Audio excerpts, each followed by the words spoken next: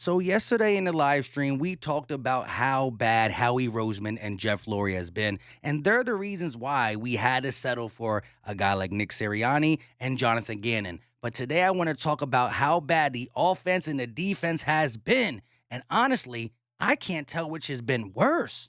This is Philly Talk with Philly Mike. Talking sixes in the bird gang, that's our life. Competition, we ain't scared, yeah, that's what we like. Win or lose, you know we showing up and we gon' fight. You see we strive for the sky every day that go by. And every single week we scream and fly, eagles fly. This is Philly Talk with Philly Mike, yeah. This is Philly Talk with Philly Mike, yeah. What is going on, everybody? I go by Philly Mike, and this is the Philly Talk Podcast. And today, we got to talk about what has been worse, the offense or the defense. And I'm talking the coaches, the execution, the players, the plays, you name it. We got to talk about it. But before we do that, Eagle Nation, hit that like button for your boy. Subscribe if you are new and ding that notification bell so you know when we drop these videos. And although we're 2-5, hate it or love it, we still got to say, E-A-G-L-E-S, Eagle! Now let's go. I also want to mention, we will be talking about Gardner Minshew at the end of this video because it's something we got to talk about. There's going to be a crowd that wants Gardner Minshew in, whether it's today, whether it's 2 weeks from now, and it's only going to grow if Jalen Hurts continues to struggle. But let's start with the defense, and oh my goodness, has it been bad. Reuben Frank tweeted this yesterday, and when I saw it, I felt like throwing up. In the Eagles' first 1,285 games, this is since the Eagles have been in the NFL, they allowed 8 quarterbacks to complete 80% of their passes. In the Eagles' last 5 games, they have allowed 4 quarterbacks to complete 80% of their passes. You're talking about 8 in 60-plus years, 1,285 games. And 5 games, we allow 4. And I know it's the Dak Prescotts, the Pat Mahomes, the Tom Brady's, the Derek Carrs, but there's no excuse. We've played great quarterbacks in the past. We've had worse defenses in the past, but this defense stinks. We have a scheme that relies the most on the linebacker, and that is our worst position. The scheme that Jonathan Gannon is running solely goes off your linebackers because everything is underneath open. These linebackers got to see it and attack it, and they can't attack the gaps.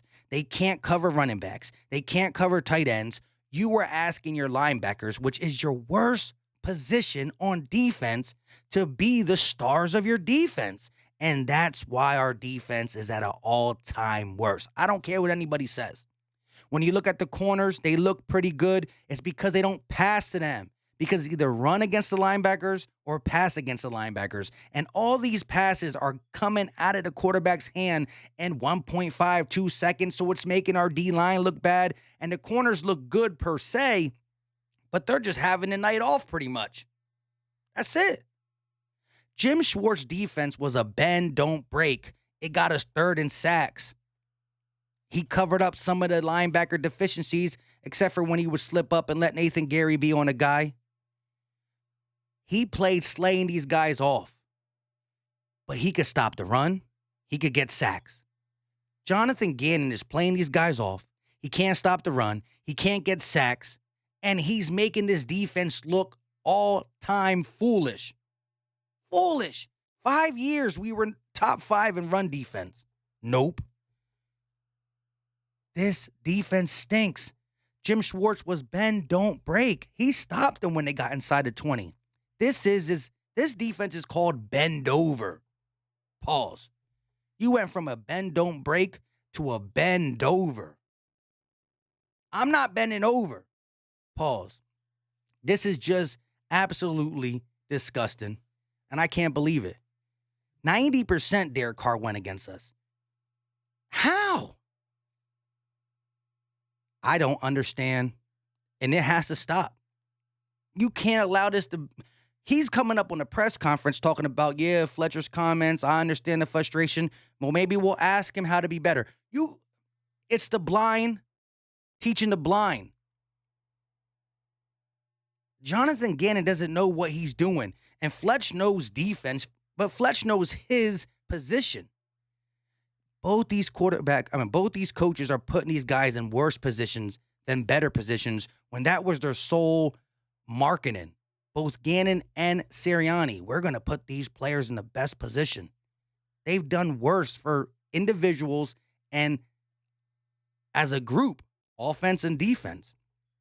Let's flip it over to the offensive side. And I don't got one of these stats for Nick Sirianni, but Nick Sirianni is to be blamed so far on some of Jalen's struggles, and that's why I think you can see Gardner Minshew come in sooner rather than later. Let's look at the stats real quick. Jalen Hurts, shout out to Victor Williams of the Philly Pod.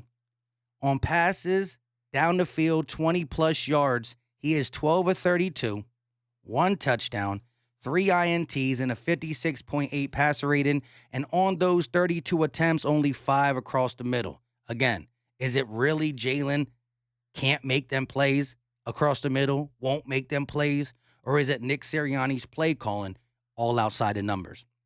See, here's the thing.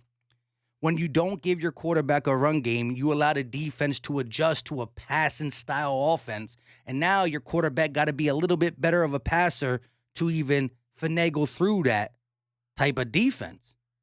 You're seeing more blitzes, you're seeing more this, you're seeing more that, and you're being asked to throw the ball outside of numbers. And again, maybe it's Jalen Hurts' deficiency that Nick's trying to hide, but we won't know that until we see Nick Sirianni with another quarterback.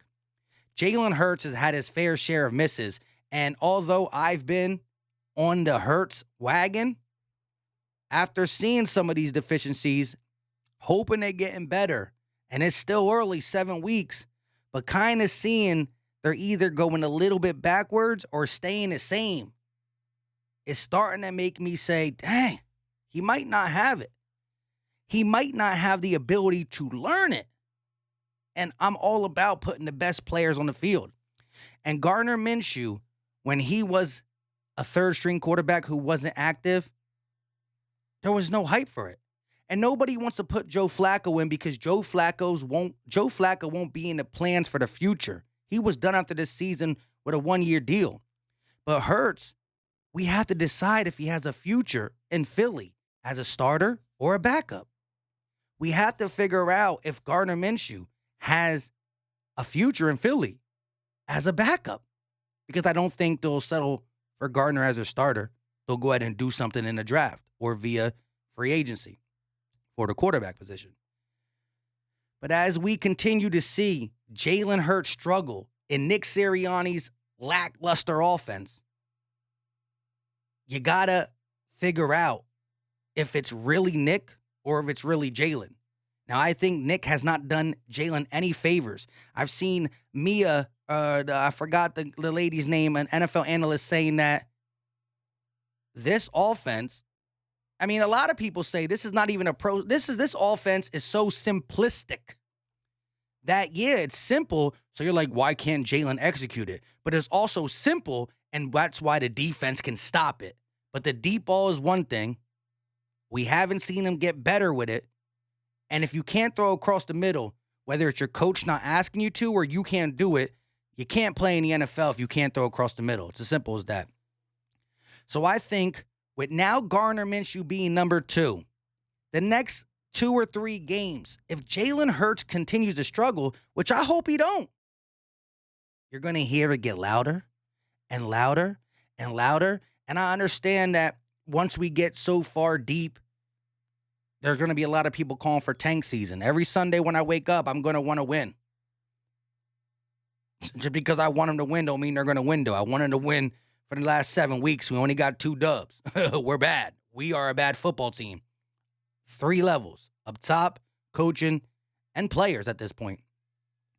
The deadline's coming up. We're going to be talking about some trades that might have to happen. We're going to be talking about some crucial things, but Gardner Minshew, maybe not in the next 3 weeks, But if Jalen Hurts continues on the path that I seen in the Raiders game and in the Bucks game, they will be calling for Minshew. And at that point, I think if you starting it, I'm doubting Nick Sirianni. And I hope right now it looks like it's going to be a one and done.